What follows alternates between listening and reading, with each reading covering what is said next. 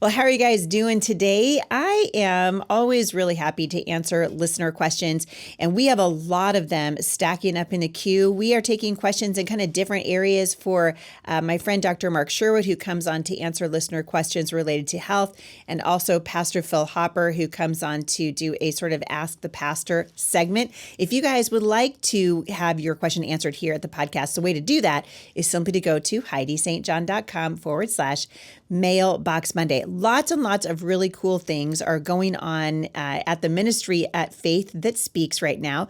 We've got a wonderful Christmas Bible study happening for you right now at faiththatspeaks.com, and you guys can get on that and find out about it. I wrote a little bit different style this time. We do new Bible studies there every single month. This time we really started out with the theme, or I did, the theme of talking about light and why Jesus came. He said he was the light of the world.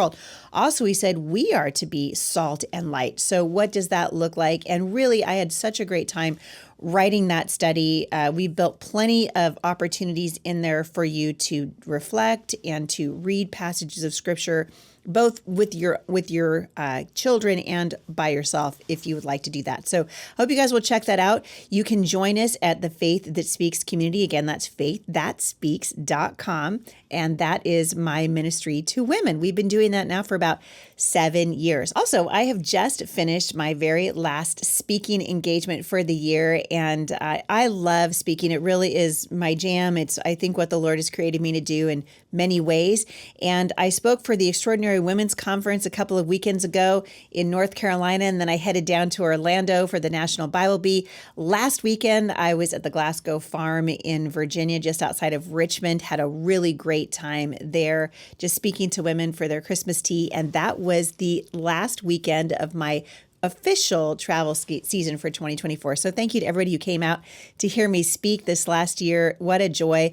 I will be speaking. My speaking season for 2025 is pretty much full, and I will be speaking all over the country again. If you'd like to find out where I will be, you can head on over to HeidiSt.John.com and just click on the speakers tab. In January, the 24th and 25th, I'm going to be in Willits, California for the Women's Advance Conference. So sticking close to home in January on the West Coast. I'd love to meet you guys coming out and see us at Agape Bible Church for an encouraging one-day event with women in the Word at the Women's Advance Conference. So it's an annual 2-day conference for encouraging women featuring yours truly. They're also going to have a lot of food there. It's going to be great. So come on out and say hello. You guys can find more out by going to HeidiSt.John.com. Click on the speakers tab. And again, that's the very first one on the list. If you're interested in having me come and speak at your event, the way to do that is just to go to HeidiSt.John.com and click on that speakers tab.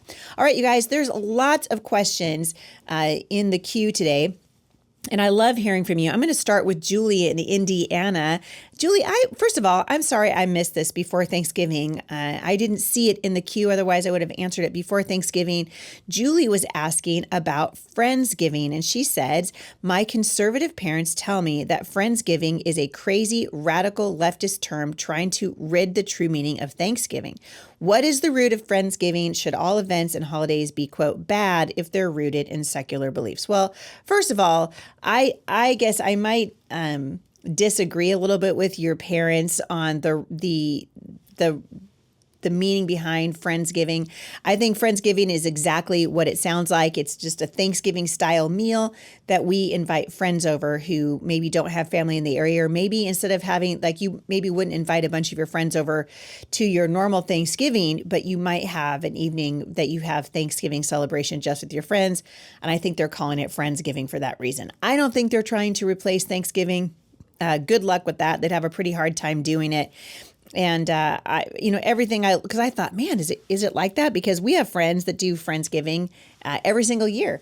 And I get invited to various Friendsgiving celebrations. I've never seen it as an affront to Thanksgiving or trying to run Thanksgiving out of town on a rail. So I wouldn't worry too much about it. To me, Friendsgiving is exactly what it sounds like. It's the opportunity to gather with friends and enjoy a shared meal together. So I'm a super fan. I love Friendsgiving. You guys know me, I love Thanksgiving. This last Thanksgiving for us, we had a lot of people over to our house, as we often do. And some of them are family and some of them are not. Most of them were. But I think it's an incredible way for us to just open up our homes and to be hospitable and really to share the love of Christ with the people that are around us. And so I always tell people, ask the Lord who you can open your home to. And it doesn't have to be Thanksgiving. I mean, Christmas is coming up. Think about the way that we used to view our neighbors, in that we weren't so polarized, right?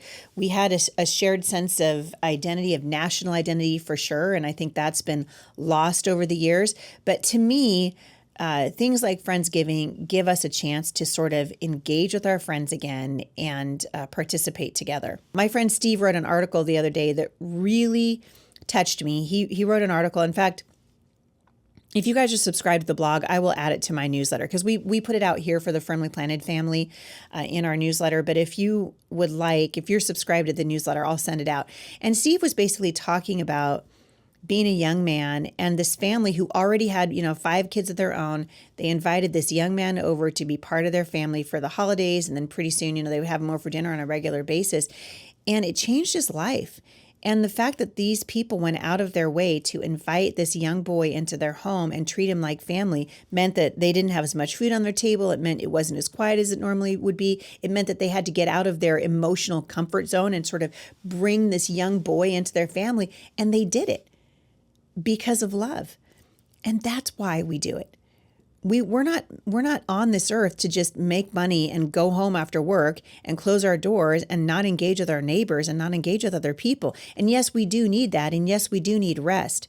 But we should be in relationship with other people and encouraging people whenever God gives us the opportunity. And that is what I want to encourage you guys to do as we enter into Advent season.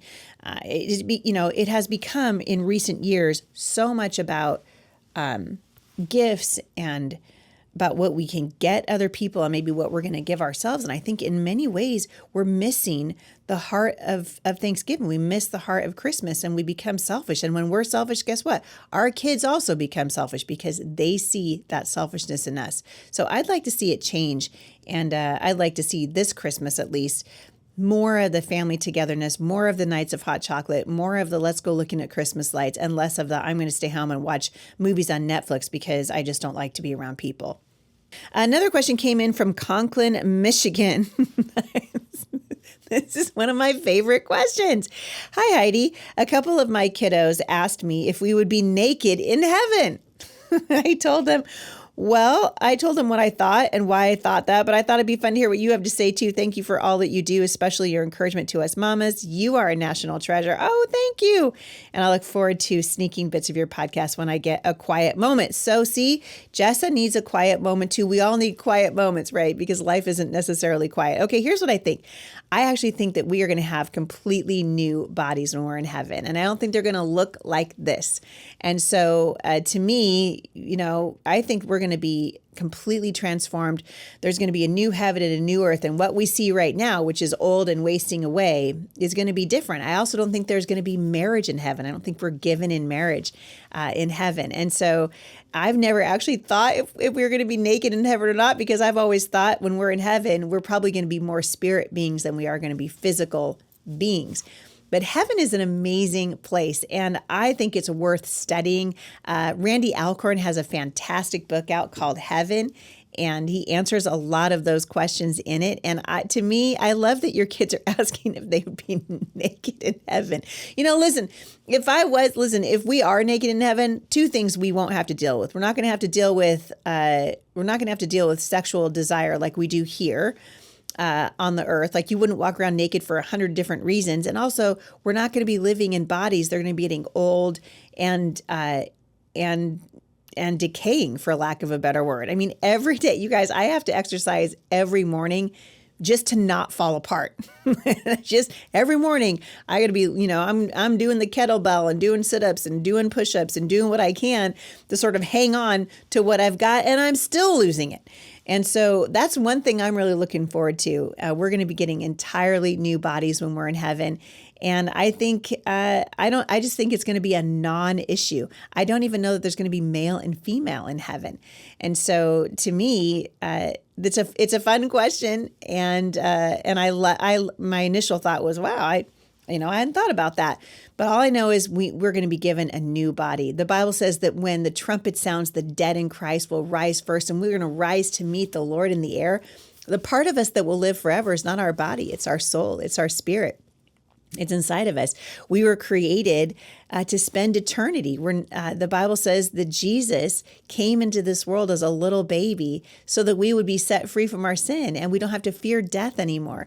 And so I love this question. I love, Jessa, that your kids are asking it to you. And wow, you have to do a follow-up and just tell me how's that going from here. But if you're looking, it's a bit of an academic read, Jessa, but I think you should look at the book Heaven by Randy Alcorn.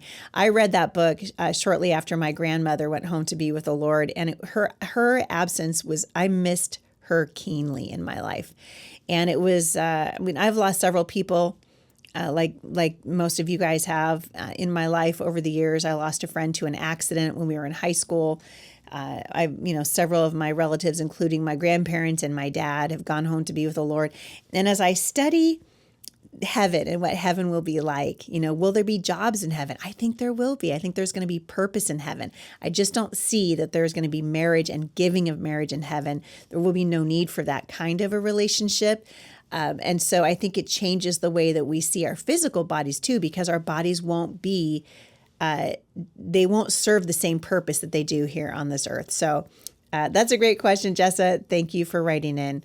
I really appreciate it. All right, Ashley in San Antonio. She said, thank you for all that you do. Well, you're welcome. I was wondering if you had some favorite read-alouds that you've read to your kids over the years, looking for some more great stories to share with mine. Ashley, I have there's so many books that I love to read, and we are actually compiling a list right now. It's taken a little longer than I wanted it to, but if you guys are subscribed to the blog, that list is going to come out this week.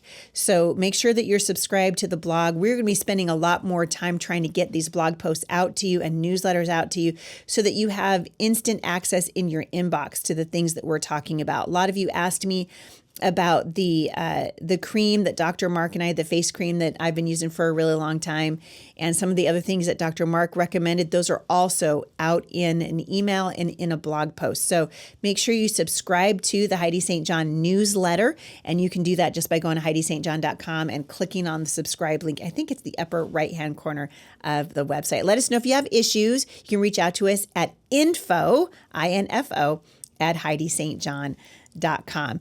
But I'm going to get, Ashley, I am going to get a list of books out to you. I don't know how old your kids are, but I just read, I think I told you guys a couple of weeks ago, I read to my kids, maybe just last week, I read them a story called We Were Tired of Living in a House. So two of my favorite books to read to kids that are probably between the ages of 5 and 10. We Were Tired of Living in a House is one of them, and Andrew Henry's Meadow is another one. Right now, we are reading through Lottie Moon. She's the story of an incredible woman that God called to ministry, and she's an amazing story. And so I actually found, this is kind of fun, I found the Lottie Moon cookbook because, going back to your earlier question, Lottie Moon really practiced hospitality, and as a result of her inviting people into her home and inviting especially children, but also teenagers and her neighbors and stuff, she actually made a cookbook of all the things that she made that she could share with other people. And so I found that cookbook at goodreads.com or something, and it's like, the book came to me, it's an older book. It looks like it's at least 50 years old, but I love it because this woman, God put it on her heart that she was to open her home. And we're all called to do that. You guys, we're called to walk in relationship with each other. So Lottie Moon is a great book, and there's a really great kids version of it too. If you guys are looking for an inspirational story, especially to read to young girls about a young missionary who did amazing things for the Lord, I would suggest that. I love the YWAM missionary stories. We have read dozens of them to our kids over the years, and you can find that. All those things I will put out in an email today for you, and even more because I have a list of favorites that we're getting ready to send find out. So thank you, Ashley, for writing in and asking about that. Anonymous in Richmond, Virginia. By the way, I was just in Richmond, and we went to, we went out to the Glasgow farm because I spoke there, which was wonderful. But the next morning, our host took us all around Richmond. I brought a friend with me from the Pacific Northwest who's never been to Virginia. And so we only had about an hour and a half before we had to catch a flight back home. And this lady was nice enough to take us all around Richmond and sort of look at some of the historical things that are in the area. Now, if you guys have never been to the Pacific Northwest, or let's say you've always lived here on the West Coast or just west of the Rocky Mountains, the history that we have out here is, Lewis and Clark and Pocahontas and that kind of thing. But there is so much amazing history on the East Coast of the United States. And we have taken our kids to see a great deal of it, right? We've been to Gettysburg. We've taken the kids to Monticello and to George Washington's home in Mount Vernon. We've taken the kids to the Smithsonian, where you can see evidences of them trying to prove that evolution is true all over the place. But just the placards, the old houses that you can find in almost any of the cities that you go to on the East Coast, it really is wonderful. One of my favorite places, although they've gone a little bit woke, unfortunately, in the last decade or so, is Colonial Williamsburg in Virginia. I love going there. It just transports you back in time, whether you're going to Yorktown or Jamestown. There's so many places in that area that just give you such a love for the country. And you guys know me. I love the United States. Anyway, so we're in Richmond. I promise you, Anonymous, I'm going to get to your question. We're in Richmond, and the most amazing thing happened. They happened to have a bicentennial celebration, and so there were people walking around in colonial costumes and stuff. And then we got to go to a place called Meditation Rock. Now, I've never been there, and I did not know it existed, but it is a rock that kind of overlooks, what now is a tennis court in Richmond, but no, in Fredericksburg. Did I say Richmond? I mean Fredericksburg. Back up.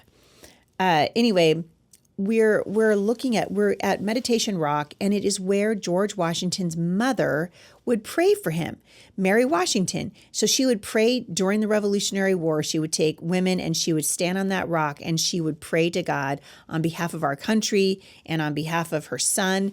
And it is called, she's buried not too far from there, and there's a monument to her there, to Mary Washington. But Meditation Rock is still there, and you can see just the fingerprints of God all over this country. And so I'm a huge fan of reading biographies to children. And this was just a really great thing outside of Richmond that I loved doing this past weekend. So, Anonymous, that's not what you were asking, but that was my little fun fact for today. You said that you're in a book club with Christian women in your mid to late 40s looking for a good book to read together about the hormone shift to menopause from a biblical perspective. She said she was looking for encouragement as well as practical functional medicine advice, medical advice. So there's a couple of books that my staff recommended to me. I never read any of the books on menopause, and I'm actually through menopause on the other side because you guys know I had a hysterectomy. It's been 10 years ago now, which really threw me into menopause. And before that, struggling with perimenopause. I actually think, if you want my, my unprofessional, just personal opinion, I think perimenopause is harder because you're not ready for it. Usually women are not ready for it, and you're still really in the throes of raising children. Menopause isn't fun either, but I wish more people were talking about perimenopause. Anyway, there is a book called What Your Doctor May Not Tell You About Menopause, the breakthrough book on natural hormone balance. Now, this is not a Christian book. It's not from a Christian perspective. It's just a recommendation.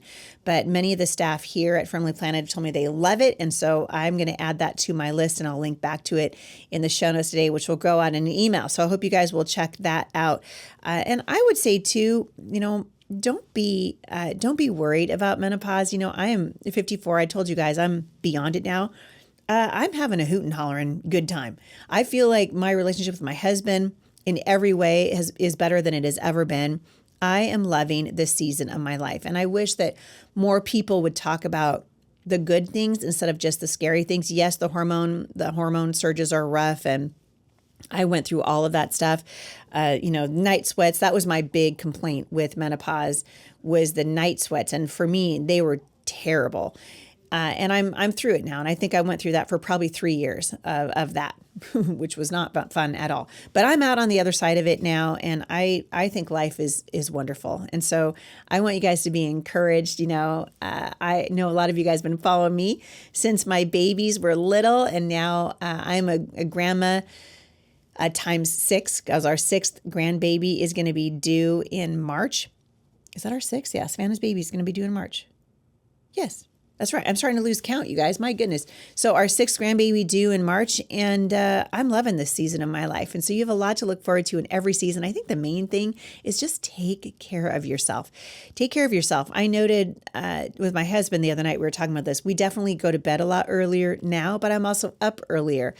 Part of it is because I know that if I don't get up early and exercise and do the things I need to do, that my day will run me over and leave me on the side of the road for dead.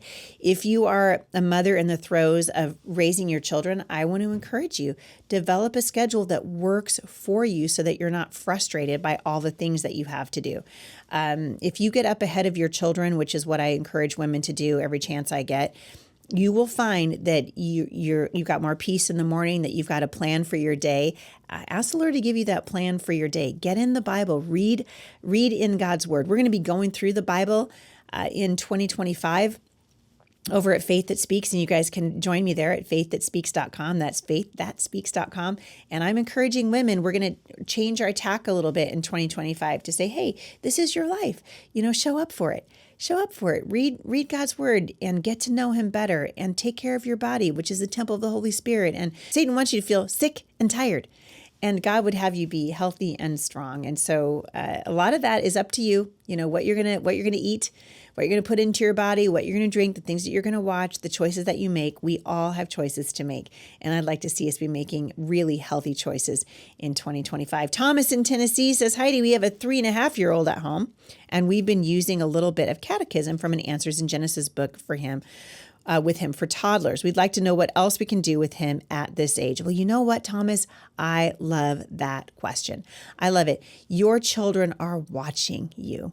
They're watching you, and they're seeing what you prioritize. And so I think the best things that you can do for your kids when they're 3.5, 4, 5, 6 years old is to read to them, find even a children's Bible or good books about, they have the younger biographies for children at that age. But more than anything else, you are setting an example for your children. Let them see you reading the Word. Mama, what are you doing? I'm reading the Bible, honey. I'm reading the Psalms. Would you like to sit on my lap? Those kinds of things. Let them see, because you're setting an example right now and a tone in your home that your children will remember long after they've left your home. So set that tone for them. Let them see that you love the Lord. I would say also make going to church a priority for your family. It matters. I heard someone say not too long ago that it didn't matter if we went to church or not. That is not true.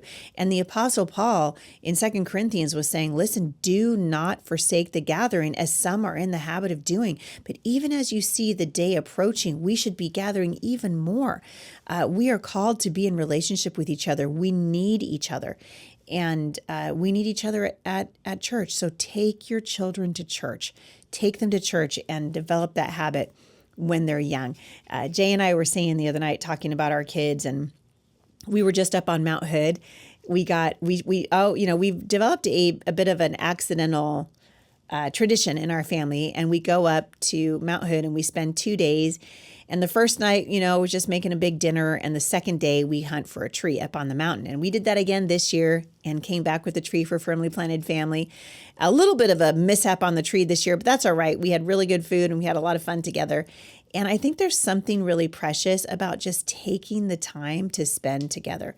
And I hope you guys will do that this year. I hope that every year I say this, and every year I struggle, and I'm going to struggle again, I'm sure, with the gift exchange and all those things. I would so like to see us get to a point where the gift is the time that we spend with each other.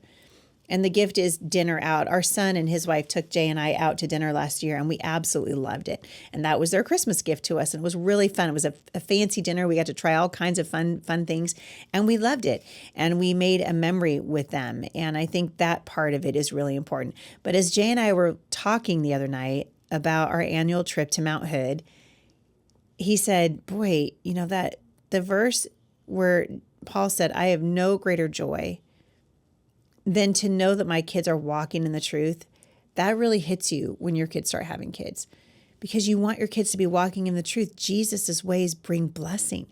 God's ways bring blessing. And so you're developing, Thomas, that relationship with your little one right now. That's what Deuteronomy is saying. When you rise up and when you walk along the road and when you lie down, you're to teach your children the statutes, the precepts, the commandments of the Lord. And you do that by more than just talking and reading. You do that by setting an example of the Lord in your life and the things that you do to show the Lord that you love him. Our kids have been privileged to see God answer some extraordinary prayers in our life. And a long time ago, when Jay and I were first married, and he was in Bible college, and I was working, trying to work at the school to put him through school, and we had, didn't have two dimes to rub together, and then we found out we were pregnant with our first daughter. And I'll tell you what, we've gone through some really difficult things, but we've also seen God answer prayers in extraordinary ways. And so let your kids see you praying, and don't be afraid to dream big. Ask the Lord, what do you want us to do? God will show you. He will. And so I'm excited for you, Thomas, and excited for this question. I absolutely love it. Thank you for writing in, and I can't wait to hear what God does in the future. All right, there's a couple of other really good questions. I think I only have time to get to one of them today, and I'm going to camp out on it for just a minute. You guys have heard me talk about this a lot, and I'm going to end the podcast today because this is going to come up in Trump's presidency, and it will be interesting to see what his approach ends up being. We've heard he's going to abolish the Department of Education, which I'm a super fan of. It's not going to be as easy as some people might think it will be, but I still think that the government has a role to play in education. And the role I think they have to play is to help innovate. We should see innovation in education. There should be an Elon Musk of education. In fact, I think I might apply. I'd like to be the Elon Musk of education, because we have seen the amazing, extraordinary success that we're having here at the Homeschool Resource Center, never taken a dime of government money here. And even though the government's making our life as hard as they can with the property taxes and all that, but I would just like to encourage you to think about that as we answer this question.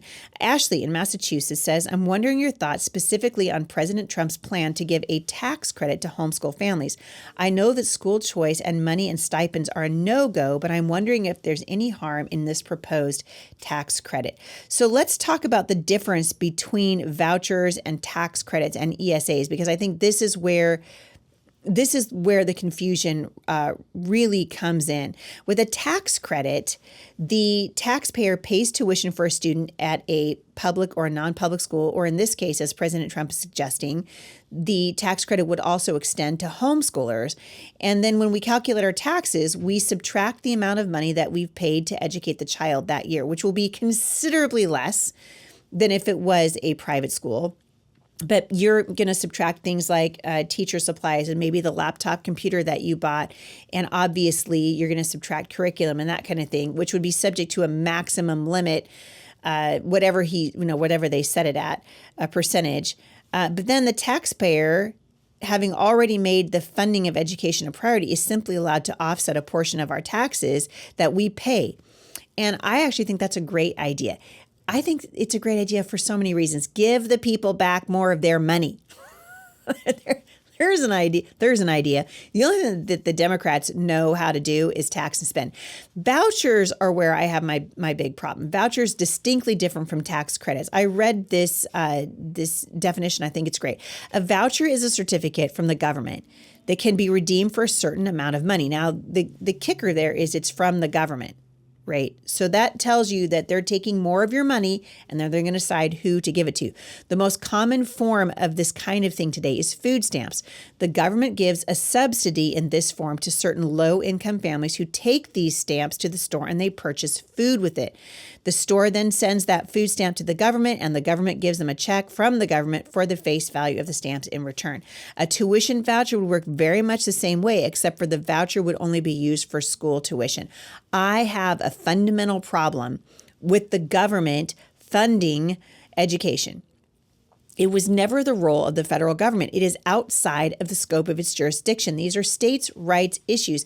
And a tax credit is more like a tax deduction than a voucher. So the charitable contribution deduction and the home mortgage deductions are good examples. You guys spend money on a home and you get to deduct a certain amount of whatever you spend on your taxes.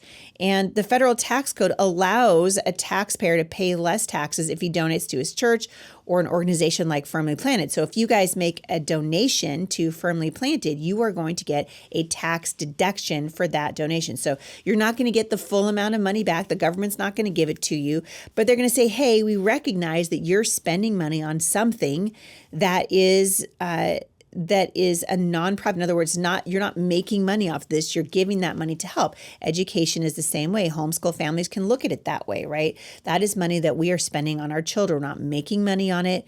We're spending money. And so the taxpayer then would pay less in taxes. So nobody calls this a voucher. No one complains that such a tax provision is going to violate the separation of church and state, which you guys have heard me talk about this a million times. This stupid adaptation that we have made, that the left has really hijacked the whole definition of church and state. But this really does promote, when you give somebody a tax write-off, it really does promote charitable giving. A lot of people give to organizations like Firmly Planted Family because they need the tax write-off. And so they give that money to the organization. The organization then hopefully does something really good with it, and that person gets a tax deduction from the federal government. So think about a home mortgage deduction. Nobody calls this a voucher, even though the homeowner claims the deduction pays less in taxes.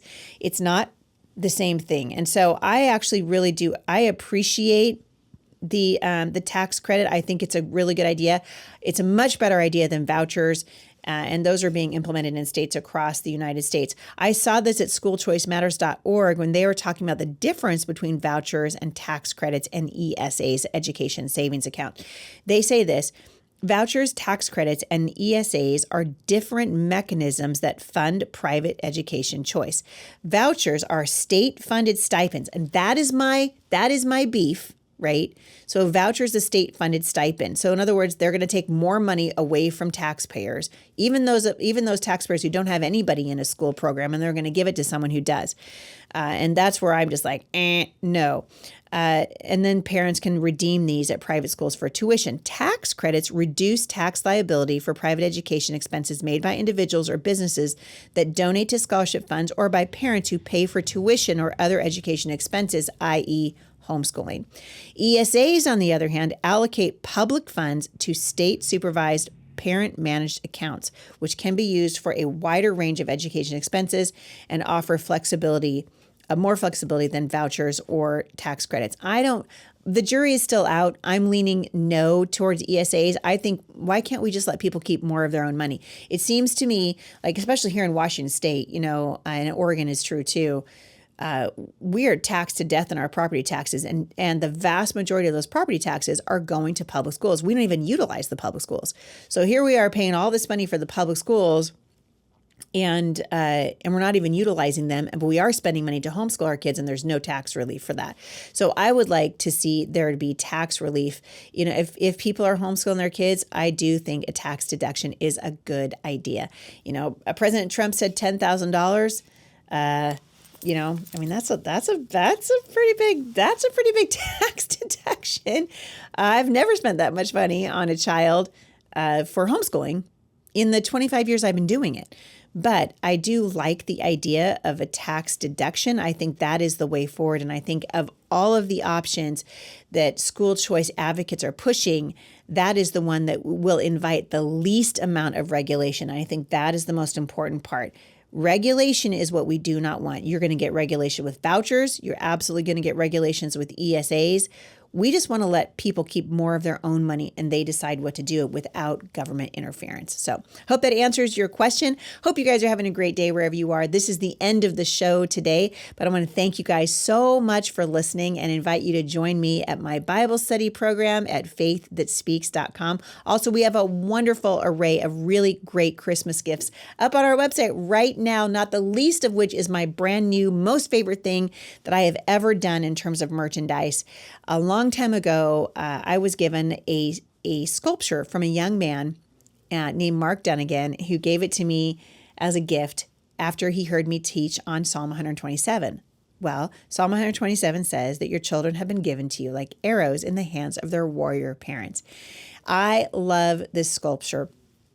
I have taken pictures of it. I speak on it all over the place because he basically took the illustration that the Lord gave me, which was this picture in my mind of this young couple dressed in medieval armor out on a battlefield, and they are launching arrows, right? The husband is standing in a protective stance in front of his wife with his shield up. You can see that there are arrows that have pierced his armor and pierced his shield.